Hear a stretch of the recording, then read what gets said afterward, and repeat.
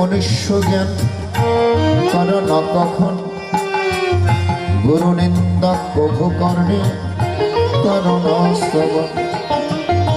গুরু নিন্দা যথা হয় তথা না যাইবে, গুরু নিন্দকের মুখ কভু না হেরিবে। শ্রীমৎ স্বামী অদ্বৈতানন্দ পুরী মহারাজজি বলেছেন, গুরুই হচ্ছেন জগৎ গুরুর প্রতীক। গুরুর ভেতর দিয়ে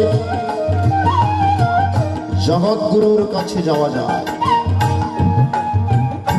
শ্রী শ্রী রাম ঠাকুর বললেন, গুরু পূজার মাধ্যমে সমস্ত দেবদেবীর পূজা হয়ে যায়। হরিবল হরিবল। এজন্য আমরা গুরুকে চিনি না, গুরুকে মানুষ মনে করি। ভাগবতের মধ্যে সুন্দর একটি কথা বলেছেন, নিদেহ মদ্যম সুলভম সুদুর্লভম প্রভম সুকল্পম গুরু কর্ণধার। নিদেহ মদ্যম, এই নরদেহ পেয়েছি, মানব দেহ পেয়েছি। সুলভম সুদুর্লভম, সুলভ দেহ দুর্লভ দেহ। প্লবম, প্লবম মানে নৌকা। ভগবান আমাদেরকে এই দেহ নৌকা দিয়েছেন, চালানোর দায়িত্ব কাকে দেবে? এই দেহ নৌকা চালানোর জন্য পাঠিয়েছেন সদ্গুরু, আত্মদর্শী। তদ বিদ্ধি প্রণিপতেন পরিপ্রশ্নেন সময় উপদেক্ষন্তি তৎক্ষণাৎ জ্ঞানিনস্তত্ত্বদর্শী। গীতার চতুর্থ অধ্যায়ের মধ্যে ভগবান তত্ত্বদর্শী গুরুর চরণ আশ্রয় গ্রহণ করতেন।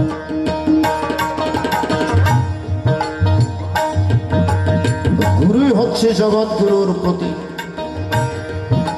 সঠিক সময় আমরা গুরুর কাছে যাই না, দীক্ষা নিই না, গুরুকে আমরা বুঝতে পারি না। ভবের কোলে জন্ম নিল,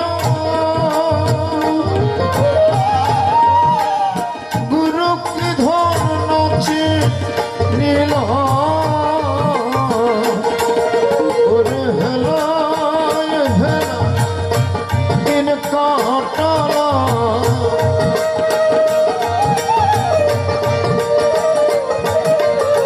ওরে হেলা হেলা দিন কাটালা। অনেক কি হবে হবে না মেনা, ধরে তুমি নিয়ে চলো সভা, আমি যে চিনি না রে।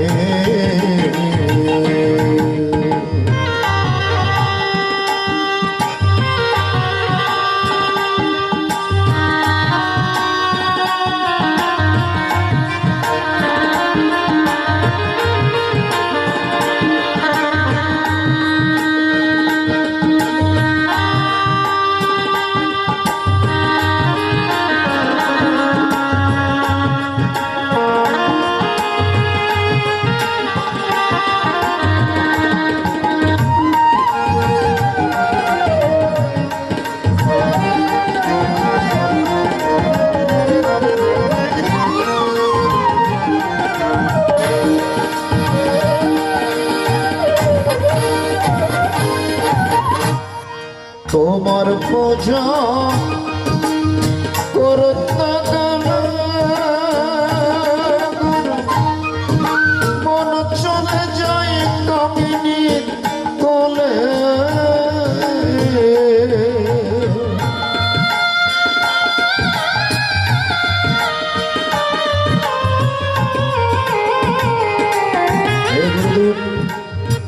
তোমার চরণে মন বসে না। যে কথা অর্জুন ভগবানকে বলেছে, চঞ্চলং হে মনঃ কৃষ্ণ, হে গোবিন্দ, হে মাধব, তুমি তো বলছো শুধু মন দাও মন দাও মন দাও, মন হতে পারি না। আসনে প্রবেশ করলেই মাদের কত তাড়াহুড়ো, তাহলে আমরা ঋষিঋণ থেকে কখনো মুক্তি লাভ করতে পারবো না। এই জন্য গীতাবাসর আসবেন, গীতাবাসরে বসবেন, গীতার কথা শ্রবণ করবেন। দেবঋণ এবং ঋষিঋণ থেকে আপনি কিছুটা হলেও মুক্তি লাভ করবেন। ছোটবেলায় দেখেছি আমার বাবাজিরা দোকান থেকে এসে, বাইরে থেকে এসে, ঘরের মধ্যে এসে মহাভারত নিয়ে বসতেন, ভাগবত নিয়ে বসতেন, রামায়ণ নিয়ে বসতেন। এখন তো আমরা বাইরে থেকে আসা মাত্র মোবাইল নিয়ে বসি, ঠিক কিনা? সে কৃষ্টি আমরা ভুলে গিয়েছি। সেই সনাতন যে আর্য কৃষ্টি, যে আমাদের সদাচার, এই মানব জীবন পেয়ে আমাদের কি আচরণ করা দরকার সেটা আমরা ভুলে গিয়েছি। এই জন্য আমাদের এত দুর্দৈব, এত দুর্দশা। এত সুন্দর আচরণ শিক্ষা আমাদেরকে দিয়েছেন। আচারও প্রথম ধর্ম। একজন মানবকে প্রথমে এই যে সনাতন ধর্মের প্রত্যেক যে আচরণ আছে, এগুলো আমাদেরকে শিক্ষা গ্রহণ করতে হবে। সকালবেলা উঠে আপনি কি করবেন? আপনি 24 ঘন্টায় আপনার কি কি করণীয়, সেই সদাচার গ্রন্থের মধ্যে লিপিবদ্ধ করে গিয়েছেন। এগুলো আমরা মানি না, এগুলো আমরা কেউ তোয়াক্কাই করি। এই জন্য তো আমাদের এত দুর্দশা। সনাতন আর্য কৃষ্টি আমরা মানি না বলে, পালন করি না বলে, যেন তেন ভাবে আমরা মনের ইচ্ছায় আমরা চলি, ঠিক না? আমরা কোনো শাস্ত্রের তোয়াক্কা করি না, আমরা কোনো গীতার বাণী আমরা মানি না, উপনিষদ মানছি না, আমরা কিছুই মানছি না। হরি বল হরি। ভালো করে লক্ষ্য করো, বেদ স্মৃতি সদাচার শস্য প্রিয়মাত্মন এতচ্ছতুর্বিদং প্রাহ সাক্ষাৎ ধর্মস্য লক্ষ্মণ। বেদ স্মৃতি সদাচার,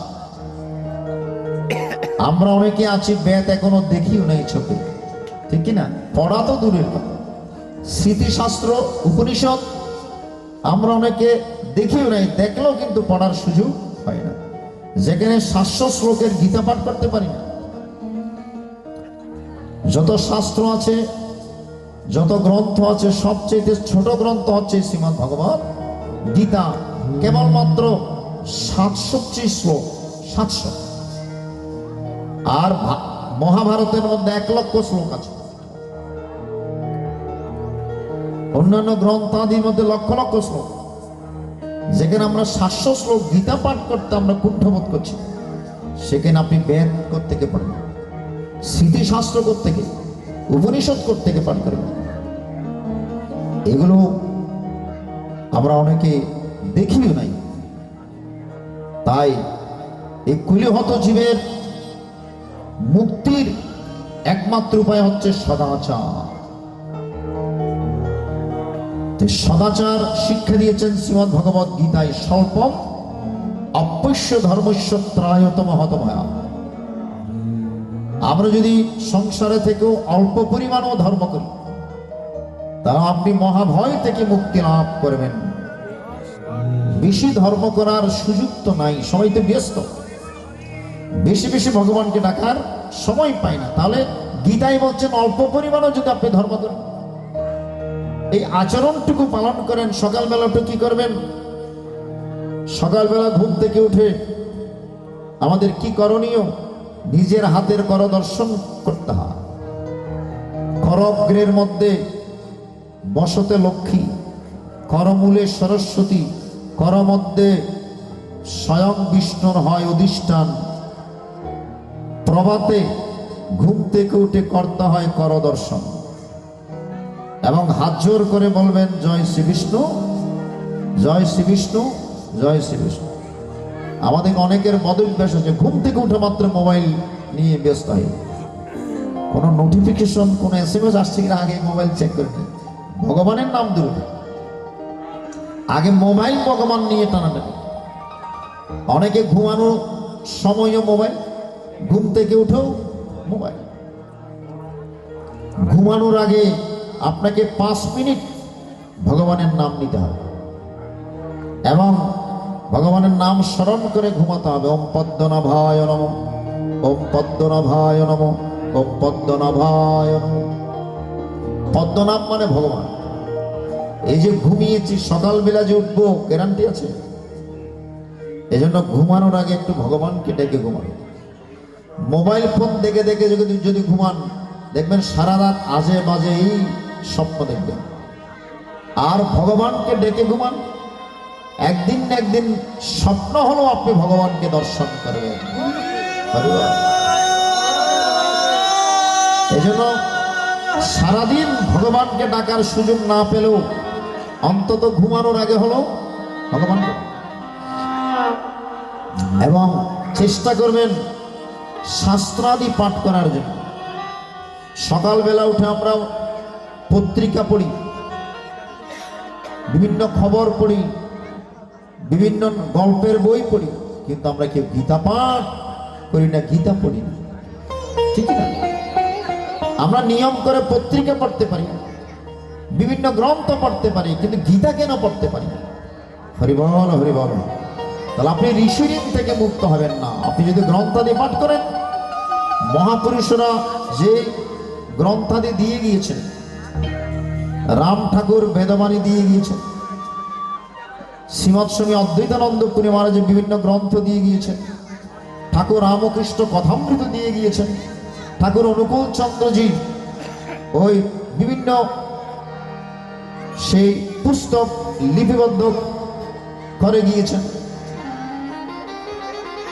সেগুলো যদি আমরা পাঠ না করি, যে নাম না পড়ি, তাহলে সেই গুরুর ঋণ থেকে, ঋষিদের ঋণ থেকে আমরা কখনো মুক্তি লাভ করতে পারি না। আর ক্রিয়াকর্মাদির মাধ্যমে পিতৃপুরুষের ঋণ পরিশোধ করা যায়, কিন্তু মায়ের ঋণ পরিশোধ করা যায় না। মায়ের ফোঁটা দুধের শোধ হবে না কোনো দিন, জন্ম জন্মান্তরে করিলে সাধনা। দয়াবতী দরদিনী মা,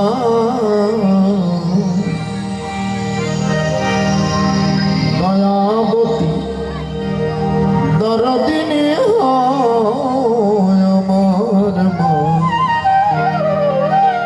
দয়াবতী দরদিনী মা।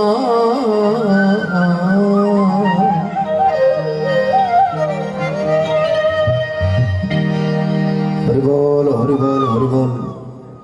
একজন সন্তানকে পৃথিবীতে আনতে একজন মায়ের কতই কষ্ট, কত রিস্ক, নিজের প্রাণ পর্যন্ত বিপন্ন হওয়ার সম্ভাবনা থাকে।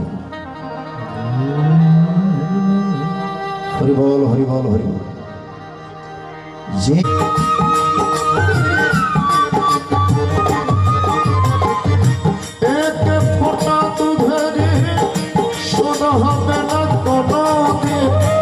জন্ম জন্মান্তরে করিলে সাধনা। দয়াবতী দরদিনী মা,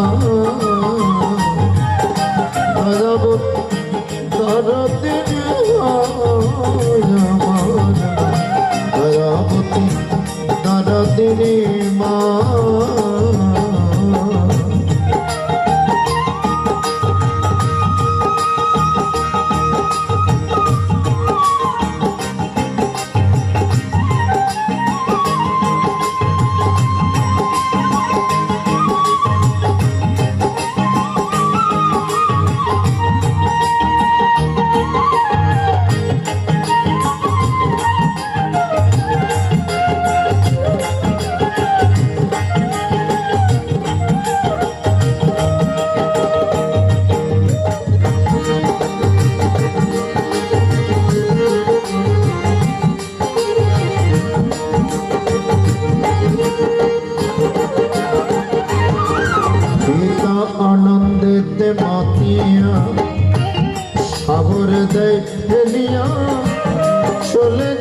বিদিয়া ফিরে এলো না।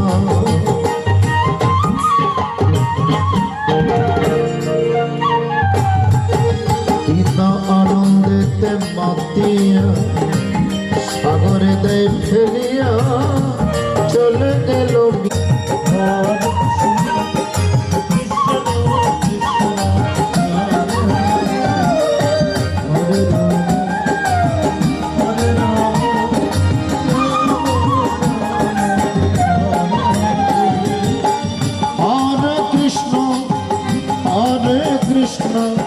কৃষ্ণ কৃষ্ণ হরে হরে, হরে রাম রাম রাম হরে হরে, হরে কৃষ্ণ হরে কৃষ্ণ